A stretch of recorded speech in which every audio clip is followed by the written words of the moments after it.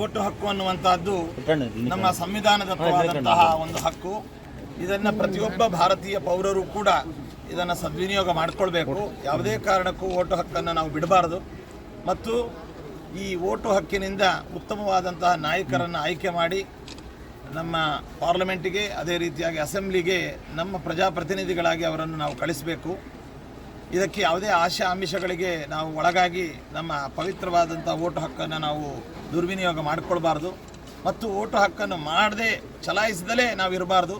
ಈ ದೇಶದ ಪ್ರಜೆಗಳಾದ್ದರಿಂದ ಪ್ರತಿಯೊಬ್ಬರೂ ಕೂಡ ನಮ್ಮ ಜವಾಬ್ದಾರಿಯನ್ನು ನಾವು ತಿಳಿದು ಸಕಾಲದಲ್ಲಿ ಉತ್ತಮ ವ್ಯಕ್ತಿಗಳಿಗೆ ನಾವು ವೋಟು ಹಕ್ಕನ್ನು ವಿನಿಯೋಗಿಸಿಕೊಳ್ಬೇಕು ಎಂಬುದನ್ನು ಹೇಳ್ತಾ ಎಲ್ಲರಿಗೂ ಶುಭವನ್ನು ಕೋರುತ್ತೇನೆ.